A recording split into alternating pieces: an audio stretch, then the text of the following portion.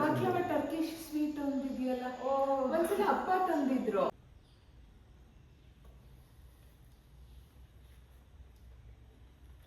ಅವನು ಬ್ರೌನಿ ಆದ್ರೆ ಮೇಲ್ಗಡೆ ಒಂದು ಕಪ್ಪೆಸ್ ಹಾಕ್ಬಿಡು.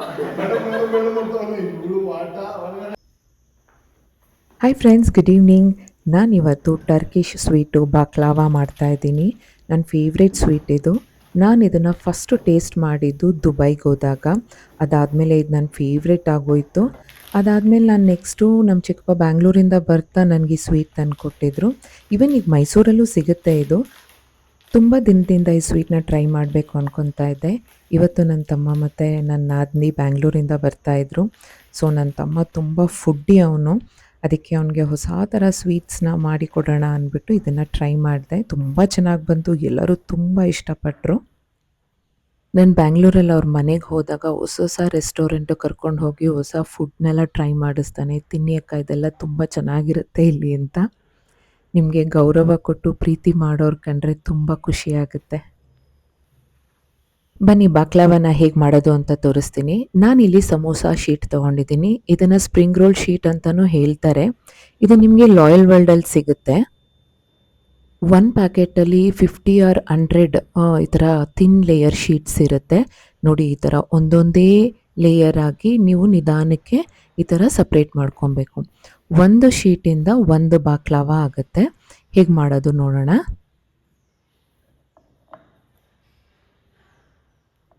ಒಂದು ಶೀಟ್ ತಗೊಂಡು ಮಧ್ಯಕ್ಕೆ ಕಟ್ ಮಾಡ್ಕೊಳ್ಳಿ. ಒಂದು ಸೈಡ್ ಶೀಟ್ಗೆ ಸ್ವಲ್ಪ ತುಪ್ಪ ಹಾಕ್ಕೊಂಡು ನೀವು ಸುತ್ತ ಸವರ್ಕೊಬೇಕು. ಅದೇನಕ್ಕೆ ಮಾಡ್ಕೊಬೇಕು ಅಂತಂದರೆ, ಇನ್ನೊಂದು ಲೇಯರ್ ಶೀಟ್ ಇದೆಯಲ್ಲ ಅದನ್ನು ಅದ್ರ ಮೇಲೆ ಹಾಕಬೇಕು. ಸೊ ದಟ್ ಅದು ನೀಟಾಗಿ ಅಂಟ್ಕೊಳ್ಳಿ ಅಂತ ಅಷ್ಟೇ. ನೋಡಿ, ನೀಟಾಗಿ ಈ ಥರ ಹಾಕಿ ಪ್ರೆಸ್ ಮಾಡ್ಕೊಳ್ಳಿ. ಇವಾಗ ಇದನ್ನು ಪರೋಟ ಥರ ಫ್ರಂಟು ಬ್ಯಾಕು ಫೋಲ್ಡ್ ಮಾಡ್ಕೊಬೇಕು. ನಾವು ಪರೋಟಾಗೆ ಹೇಗೆ ಮಾಡ್ತೀವಿ ಲೇಯರ್ ಬರೋದಕ್ಕೆ, ಅದೇ ರೀತಿ ಇದನ್ನು ಫ್ರಂಟು ಬ್ಯಾಕು ಫೋಲ್ಡ್ ಮಾಡ್ಕೊಬೇಕು.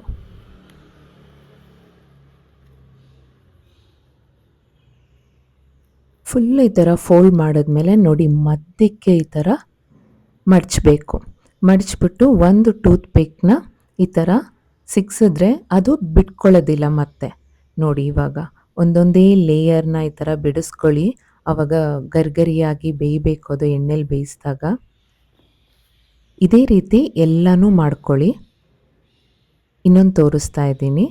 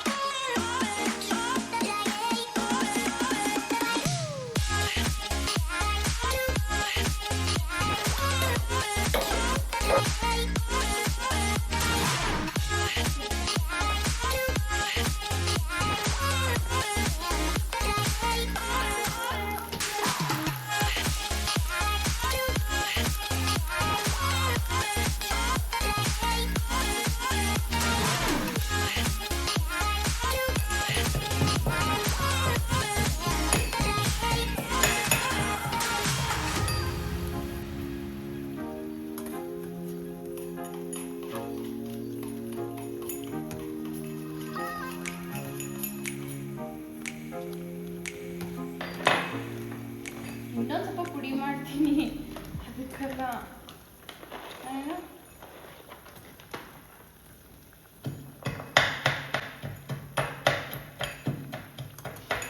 ಅಮ್ಮ ಒಂದು ಕೊಡಮ್ಮ ತಿನ್ನಕ್ಕೆ ಹಂಗೆ. ನನ್ನ ಜೊತೆಗೆ ಮನೋಜ್ಞನೂ ಬಂದಳು ಹೆಲ್ಪ್ ಮಾಡ್ತೀನಿ ಅಮ್ಮ ಅಂತ. ಅವಳಿಗೆ ಮೊದಲೇ ಈ ಥರ ಫ್ಯಾನ್ಸಿ ಫುಡ್ ಅಂದರೆ ತುಂಬ ಇಷ್ಟ. ನೋಡಿ ಇದನ್ನು ನಾವು ನೀಟಾಗಿ ಸಿಮ್ಮಲ್ಲೇ ಈ ಥರ ಕೆಂಪಗೆ ಫ್ರೈ ಮಾಡ್ಕೊಬೇಕು. ಫ್ರೈ ಆಗಿ ಇದೆಲ್ಲ ಸ್ವಲ್ಪ ತಣ್ಣಗಾದ್ಮೇಲೆ ನಾವೇನು ಟೂತ್ಪಿಕ್ ಹಾಕಿದ್ವಲ್ಲ ಅದನ್ನೆಲ್ಲ ನೀಟಾಗಿ ತೆಗೆದುಬಿಡಬೇಕು. ಇಲ್ಲಾಂದರೆ ತಿನ್ನಬೇಕಾದ್ರೆ ಚೆನ್ನಾಗಿರೋದಿಲ್ಲ, ಅದಕ್ಕೇ ಬಂದ್ಬಿಡುತ್ತೆ ಅದು ನೀಟಾಗಿ ಟೂತ್ಪಿಕ್ಕು. ಇವಾಗ ಇದ್ರ ಸ್ವೀಟ್ನೆಸ್ಗೆ ಸಕ್ಕರೆ ಪಾಕ ಮಾಡ್ಕೊಬೇಕು. ನಾವು ಜಾಮೂನ್ಗೆ ಹೇಗೆ ಸಕ್ಕರೆ ಪಾಕ ಮಾಡ್ಕೊತೀವಿ ಅದೇ ರೀತಿ ನಾನಿಲ್ಲಿ 2 ಗ್ಲಾಸ್ ಸಕ್ಕರೆಗೆ 1 ಗ್ಲಾಸ್ ನೀರು ಅಳತೆ ತೊಗೊಂಡಿದ್ದೀನಿ. ಇದು ಕರಗಬೇಕು. ಯಾವ ಥರ ಅಂತಂದರೆ 1 ಲೇಯರ್ ಈ ಥರ ಅಂಟು ಬಂದರೆ ಸಾಕು.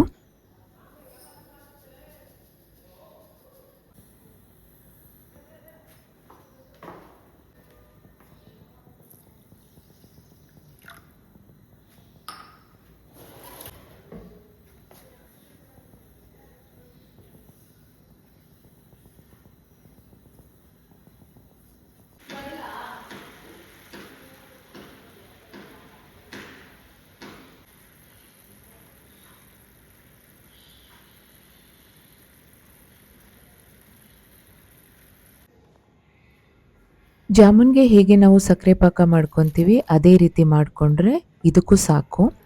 ಪಾಕ ಸ್ವಲ್ಪ ಹಾರಿದ ಮೇಲೆ ಈ ಬಾಕ್ಲಾವನ್ನೆಲ್ಲ ನಾವು 2 ಸೈಡು ಡಿಪ್ ಮಾಡಿ ಬೇರೆ ಟ್ರೇಗೆ ತೆಗೆದುಬಿಡಬೇಕು. ಅದನ್ನು ಅಲ್ಲೇ ನೆನೆಸೋಕ್ಕೆ ಬಿಡಬಾರ್ದು, ಇಲ್ಲ ಅಂತಂದರೆ ಎಲ್ಲ ಮೆತ್ತಗಾಗ್ಬಿಡುತ್ತೆ ಬಾಕ್ಲಾವನ ನೀವು ಬೇಯಿಸ್ಕೊಬೇಕಾದ್ರೇ ಸ್ವಲ್ಪ ಕೆಂಪಗೆ ಬೇಯಿಸ್ಕೊಳ್ಳಿ, ಇಲ್ಲ ಅಂತಂದರೆ ಮೆತ್ತೆ ಆಗಿಬಿಡುತ್ತೆ, ತಿನ್ನೋದಕ್ಕೆ ಮಜಾ ಇರೋದಿಲ್ಲ.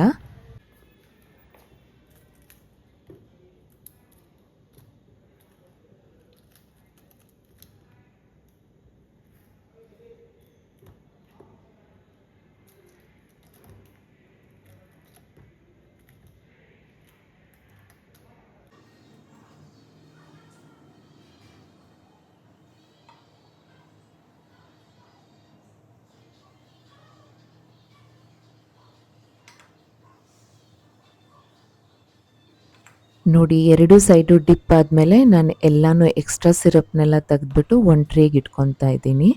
ಇದು ಸೆಕೆಂಡ್ ಸ್ಟೆಪ್ಪು. ಫಸ್ಟ್ ಸ್ಟೆಪ್ಪು ನೀವು ಶೀಟ್ನ ಕಟ್ ಮಾಡಿ ಅದನ್ನು ಫೋಲ್ಡ್ ಮಾಡಿ ಬೇಯಿಸ್ಕೊಳ್ಳಿ. ಸೆಕೆಂಡ್ ಸ್ಟೆಪ್ಪು ಶುಗರ್ ಸಿರಪ್ಪಲ್ಲಿ ಡಿಪ್ ಮಾಡಿ ಇಟ್ಕೊಬೇಕು. ಈಗ ಥರ್ಡ್ ಸ್ಟೆಪ್ಪು.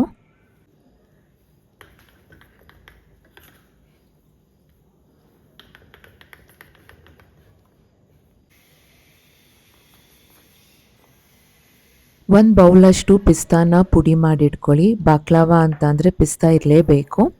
ಇನ್ನೊಂದು ಬೌಲಲ್ಲಿರೋದು ಚಾಕ್ಲೇಟು. ಡಬಲ್ ಬಾಯ್ಲ್ ಮೆಥಡಲ್ಲಿ ಚಾಕ್ಲೇಟ್ನ ಮೆಲ್ಟ್ ಮಾಡಿಟ್ಕೊಳ್ಳಿ.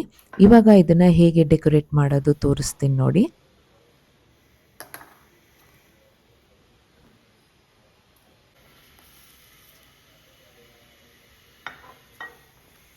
ಫಸ್ಟ್ ತೋರಿಸ್ಕೊಡ್ತೀನಿ ನೋಡು.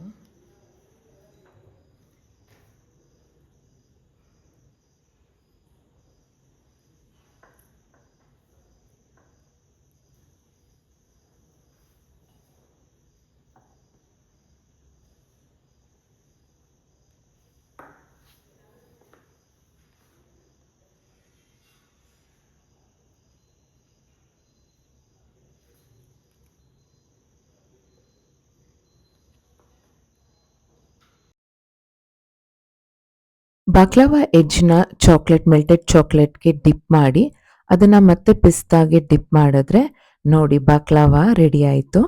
ಕಾಣಿಸ್ತಾ ಇದೆಯಾ? ಇದು ಫೆದರ್ ಥರ, ಸೊ ಅದಕ್ಕೆ ಇದು ಫೆದರ್ ಬಾಕ್ಲಾವಾ ಅಂತ.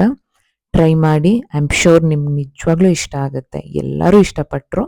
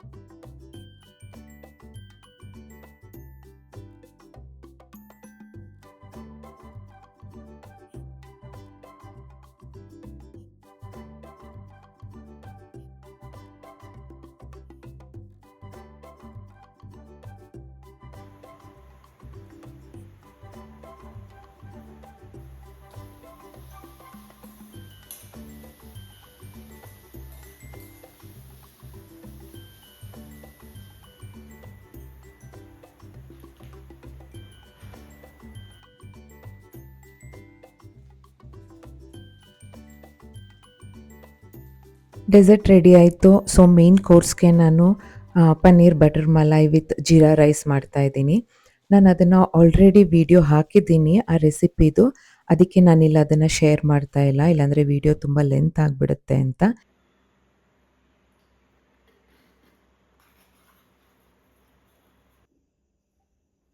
ಅಡುಗೆ ಎಲ್ಲ ಮಾಡಿ ಮುಗೀತಿದ್ದಂಗೆ ನನ್ನ ತಮ್ಮ ಮತ್ತು ನನ್ನ ನಾದಿನಿ ಬಂದರು. ಅದಾದಮೇಲೆ ಬರೀ ಮಾತು ನಗು, ಒಳ್ಳೆ ಟೈಮ್ ಸ್ಪೆಂಡ್ ಮಾಡಿದ್ವಿ ಎಲ್ಲರೂ ಜೊತೇಲಿ.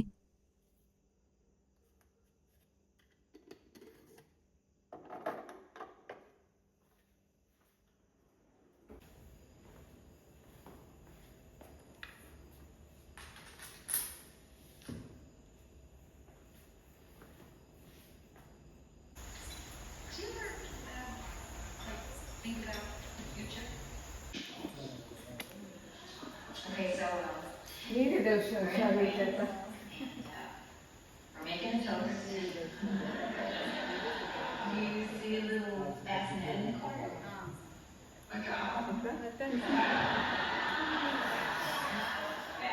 ಕಾಣ್ತಾ ಇಲ್ಲ ಮತ್ತೆ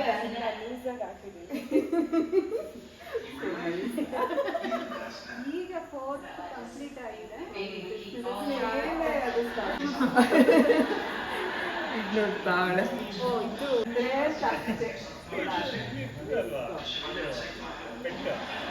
ಇವತ್ತೆಲ್ಲ ಹೋಗಿದ್ದಾನೆ ತಿಂದ್ಬಿಟ್ಟು.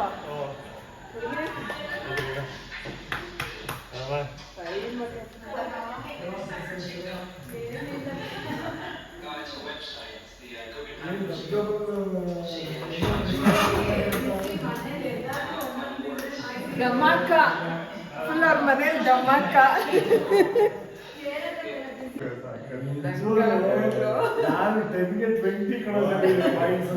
ಅಲ್ಲಿ ಫ್ರೆಂಡ್ಸ್ ಹತ್ರ ಹೋಗ್ಬಿಟ್ಟು ಫೋಟೋ ಕಳ್ಸು ನನ್ಗೆ ಅದ್ರದ್ದೆಲ್ಲ ಅಂದ್ಬಿಟ್ಟು ಅವ್ರಿಗೆಲ್ಲ ತೋರಿಸ್ಕೊಂಡು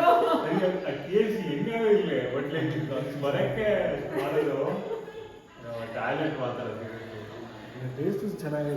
ರಿಟೈರ್ಮೆಂಟ್ ಪ್ಲಾನ್ ರೆಡಿ. ಅಂದ್ರೆ ವಿಡಿಯೋ ಶೂಟ್ ಕುಕಿಂಗ್ ನೀವು ಕುಕ್ ಮಾಡ್ತೀರಿ, ವಿಡಿಯೋ ಹಿಡಿತಾರೆ ಹಂಗೆ. ಟ್ಯಾಲೆಂಟ್ ಅಲ್ಲ ಒಂಥರ ನಮಗೆ ಫುಲ್ ಖುಷಿ ಆಗುತ್ತೆ. ನಾನ್ ಮಾಡಿರೋದು ಯಾಕೆ ಇದೆಲ್ಲ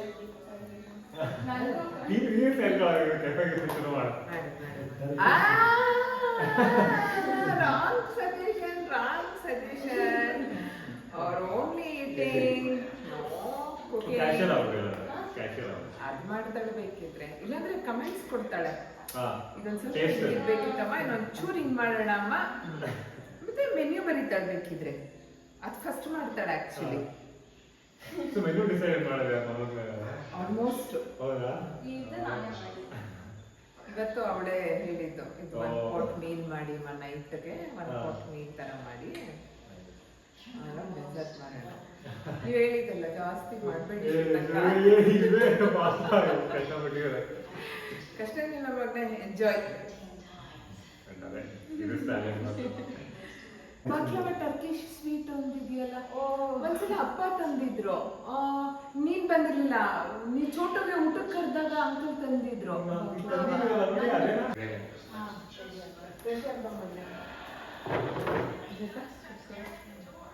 ಹಿಂಗೆ ಎಷ್ಟು ಕಂಫರ್ಟ್.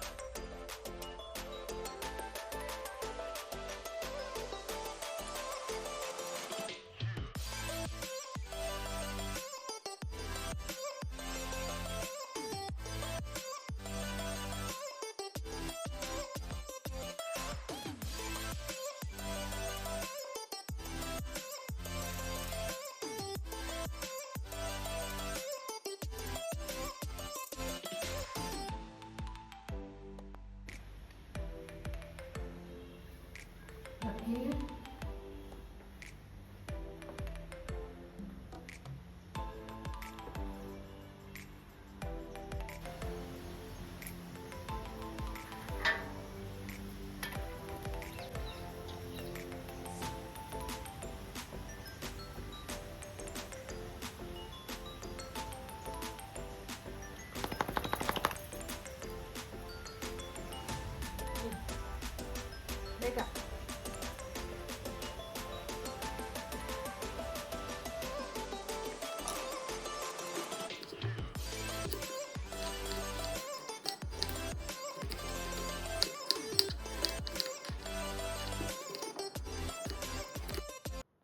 ನಾನು ಬೆಳಗ್ಗೆ ತಿಂಡಿಗೆ ಕುಂಬಳಕಾಯಿ ಪಲ್ಯ ಮತ್ತು ರೊಟ್ಟಿ ಮಾಡಿದ್ದೆ. ನಮ್ಮ ಮನೇಲಿ ಕುಂಬಳಕಾಯಿ ಪಲ್ಯ ರೊಟ್ಟಿ ಅಂದರೆ ಎಲ್ರಿಗೂ ಇಷ್ಟ.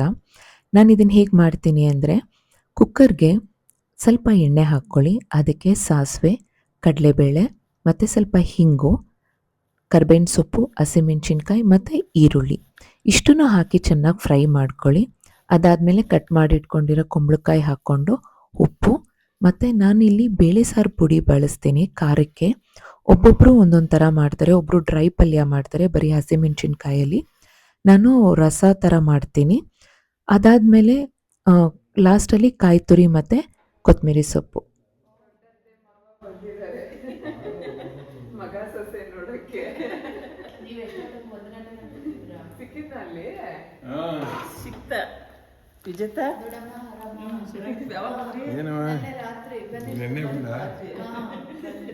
ತಿಂತೀನಿ ರಜ್ಜು ಸಿಕ್ತಾ ಅಲ್ಲಿ ಬ್ರಷ್ ತಗೋತೀನಿ. ಹೌದಾ ಹೇಳ್ಬಾರ್ದಿತ್ತು ಶಟ್ಲಿಗೆ